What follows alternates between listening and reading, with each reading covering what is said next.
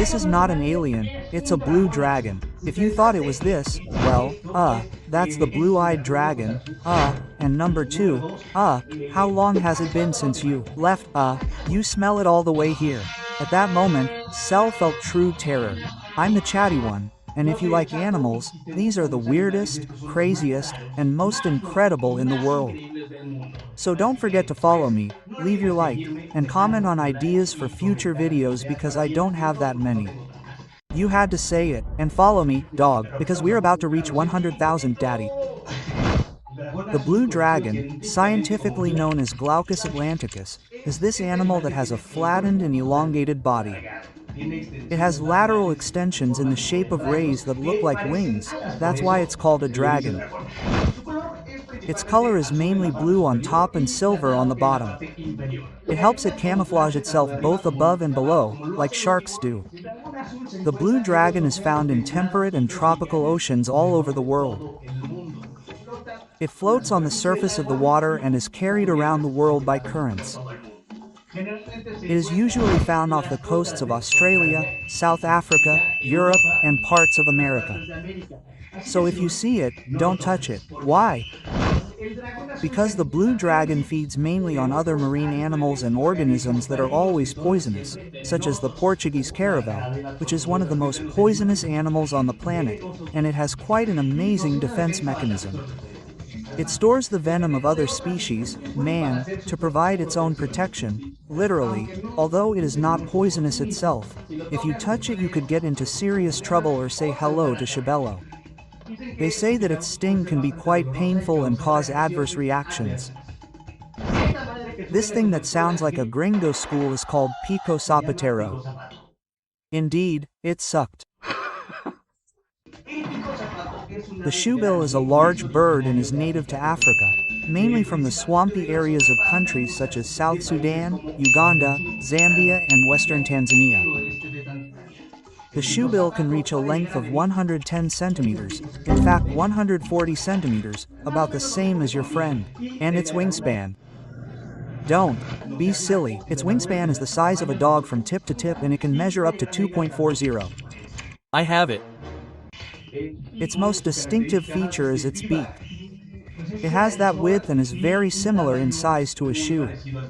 It can measure up to 24 centimeters. It's huge. Oh yeah. It is a very patient predator that feeds mainly on fairly large fish and some frogs. It usually hunts in a very peculiar and solitary way, as it remains completely motionless for long periods of time, then pounces on its muddy prey by surprise.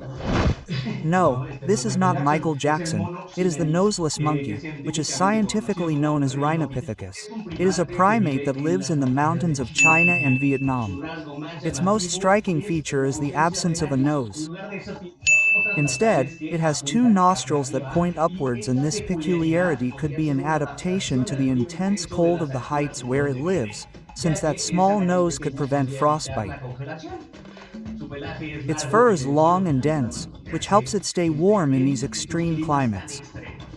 Its colors vary according to the species, that is, because there are several species. It is a type of monkey that is found all over Asia. Dude. Hey. Are herbivores and feed mainly on leaves, shoots, and fruits. And although in the winter, when food is scarcer, they can also eat tree bark. Okay, they are quite calm, dude. They live in very large groups and can range from a few dozen to hundreds of animals. And within the group there is always a dominant male that leads. Well, not always, because sometimes there are several males competing for leadership. This cloud with a leg is called a jerboa.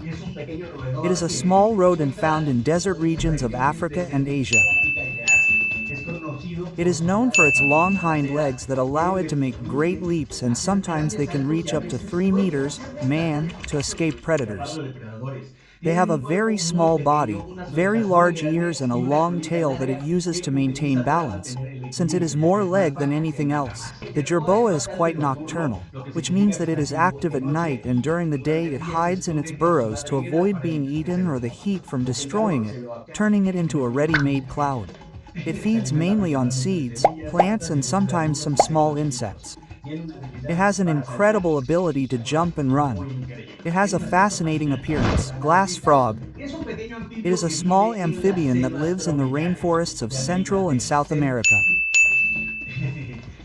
What makes them special is that they have translucent skin, especially on their abdomen, where we can see their internal organs such as their heart, liver, and digestive tract. This adaptation helps them camouflage themselves among the leaves and escape predators. Transparent frogs are tiny. They are very small. They can measure up to 7.5 centimeters long, and they usually live near rivers and streams. They feed on insects such as spiders and other small animals.